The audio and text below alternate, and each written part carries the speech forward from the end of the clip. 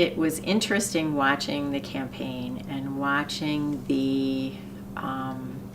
some of the criticism of Hillary Clinton about being distant and perhaps not approachable, warm, cuddly, all those kinds of things,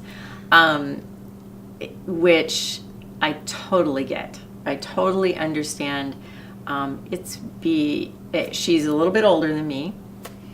But having grown up and starting work as a 17-year-old intern in a male department, there was a woman who was a secretary, there was one other woman who was an engineer, and she was relatively new as well.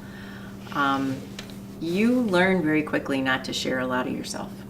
You learn very quickly to, because this gets to some of my philosophies around this. You learn that, at least at that time, and this was in the 70s and late 70s and early 80s, at that time, a lot of men looked at you as either a girlfriend or a mom figure, right? So there was sort of and if you were young, they tended to look at you sort of as because they didn't know how to model a professional woman.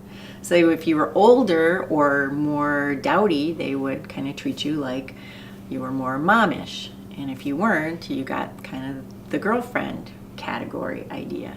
So you learn very quickly not to get too personal, right? And to reserve parts of yourself. And I had several, we won't go there, but several situations that were very uncomfortable and very unpleasant, and you learn to retract. You just learn to withdraw, right? Because that's a safer way to be.